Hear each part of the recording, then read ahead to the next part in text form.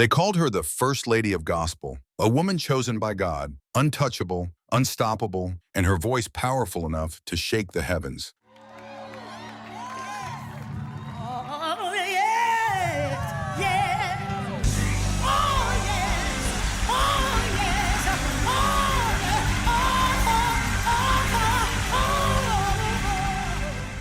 To the world, she was grace and glory personified. But behind the spotlight was a truth no one dared to see, a life marked by betrayal, heartbreak, and loss that fame could never heal. For decades, Shirley Caesar carried the gospel on her shoulders while quietly fighting battles that nearly broke her. This is more than just the story of a legend. It's the untold truth of a woman who gave everything and lost almost everything in return. Shirley Ann Caesar was born October 13, 1938, the 10th of 13 children in Durham, North Carolina. Poverty was her early lullaby, hunger her constant companion. Her father, James Caesar, worked in a tobacco factory, but also led a gospel quartet. Her mother, Hallie Caesar, partially disabled, tried to stretch her capacity to its limit. When Shirley was just 7, her father collapsed from a seizure and died. In a single moment, Shirley's childhood ended. Her mother's paralysis worsened and no safety net remained. She became caregiver, cook, singer, all before she even fully understood grief. The singing started out of necessity. Shirley sang in churches to bring home food. She traveled with preachers and gospel groups through the segregated South, sometimes paid little or nothing,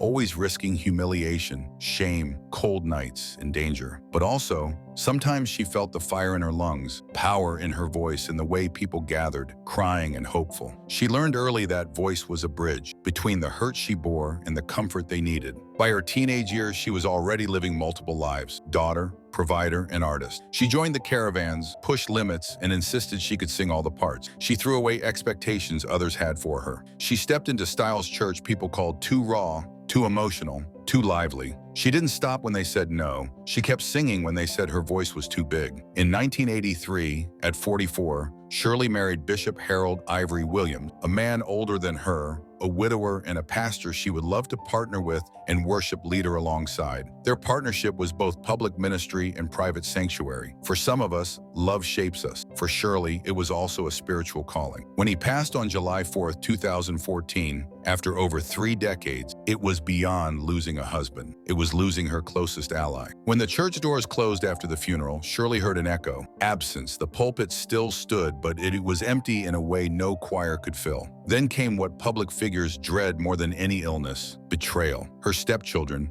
Harold Jr. and Hope, whom she had raised, nurtured, loved, and began contesting their father's estate. Disputes over church property, finances, and legacy. These conflicts sliced through what Shirley likely believed was secure. Some in her own family and siblings accused her of having used their shared mother's chronic suffering for her benefit, claiming her stories of early hardship, her mother's struggle, were part of her brand. Whether accurate or not, the accusations stung because when the wounds are old, accusations reopen them in ways that sometimes bleed unseen. Rumors compounded every blow. In 2024, claims that Shirley Caesar was in the hospital with throat cancer, or even that she had died, surfaced on social media. Fans shared photos of other people, videos of hospital rooms, and whispers of her last days. Shirley herself had to record a video. "Unless I'm a living dead person, I don't know anything about it. I give God praise. I am alive and well." The lies were persistent, faked obituaries posted by strangers who believed them. It is one thing to lose people you know.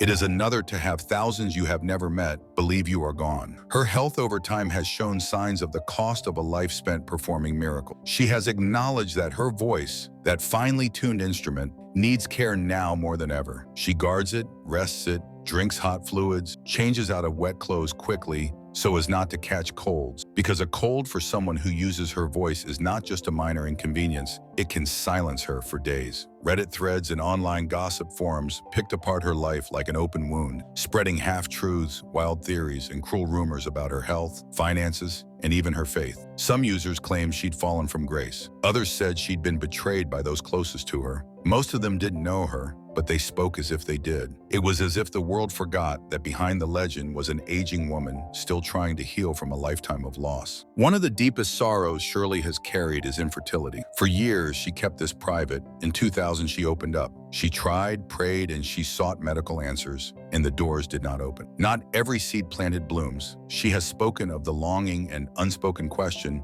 what if I could have had children of my own? Shaped her, nudged her toward empathy and towards reaching out to others facing the same silent grief. The ache didn't go away just because she turned outward. Quietly in places no one watched, it was still there. Financial controversies too have followed. One story that made headlines was that Shirley Caesar sued DJ Suede for unauthorized use of one of her sermons that became viral via social media's remix culture, the You Name It challenge. Her argument was that her name, voice, and message had been used in ways that she did not approve of, that this had damaged her brand and image. It's not uncommon for artists to be caught between gratitude for reach and the pain of losing control. Then there are more delicate financial matters. In 2013 to 2014, there was a public request by her church to help pay off the mortgage on Mount Calvary Word of Faith Church in Raleigh. A posting on her Facebook fan page asked for support to ease the church debt. Some fans wondered if it was legit. Others thought it beneath someone of her stature. Shirley's office confirmed the request was real. That moment showed how ministry, finances, humility, and pride can collide in very raw ways. Throughout all this, Shirley Caesar has repeatedly affirmed, "The Lord isn't done with me yet." Even when others look at her and think she should rest, fade away, she keeps going. At 77, she told an interviewer, "I know I have more energy left in me than some 25-year-old. She still travels when she must, records, and still raises her voice." Have you ever considered that someone can be surrounded by people who love them and still feel entirely alone? After the husband you trust is gone, when children you believed in become opponents, and when the stories people tell about you drown out the truth, what is left of your soul? Sometimes Shirley must have wondered, is it enough anymore? Enough singing, loving, and sacrifice? Because every public moment, stage, church, and every photo begs the world to remember her victories. But behind the scenes, there are losses that don't come with applause. Her mother's long years of suffering, of being the caregiver herself, must have left a permanent echo. When Shirley Caesar passed, the family tensions around royalties, albums, and tribute details heated up. Siblings reportedly felt owed something, or that Shirley's fame took what was theirs emotionally. Whether legal or familial, those fights always hurt more than money. They hurt trust. Then think of the endurance required. Years of touring across hostile territories in the Jim Crow South, watching people be beaten, threatened, hated, and dying. Singing in church barns and tiny venues, being turned away from hotels because of race, performing under scorching southern sun, under freezing nights. All of it burdened her, not just physically, but spiritually and emotionally. And yet, she is still here. The voice sometimes cracks, body sometimes tires, but anyhow, she shows up.